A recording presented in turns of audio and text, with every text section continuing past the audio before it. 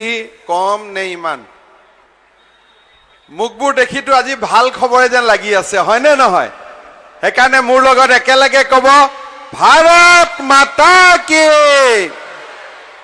আৰু অলপ ডাঙৰকৈ কম হ'ব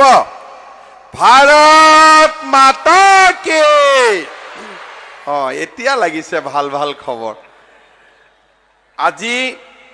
আমাৰ সভাত উপস্থিত অসম বিধানসভাৰ সন্মানীয় অধ্যক্ষ বাইদেউ আগত আহিব খুজিছে নেকি আহি যাওক ভাঙি দিয়ক এই ৰছীডাল একো কথা নাই আহক আহক এই পুলিচ গুছ আহিবা দে একেলগে আহি যাওক কথা নাই একদম পুলিচ বিলাক ইমান কষ্ট কিয় কৰিব লাগে হয়নে দে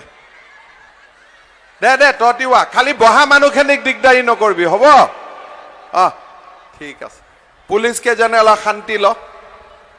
দিয়ক খালি নেঠেলিব নহলে আগত থকাখিনি দিগদাৰী হ'ব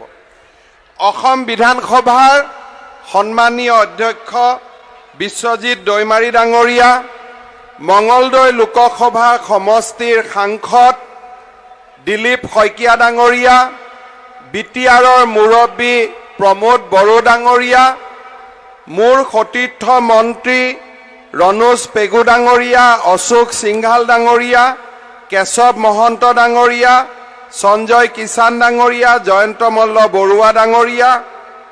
বিটিআৰৰ EM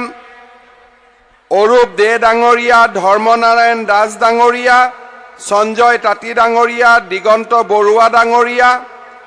MCLA সজল সিংহা ডাঙৰীয়া হেমন্ত ৰাভা ডাঙৰীয়া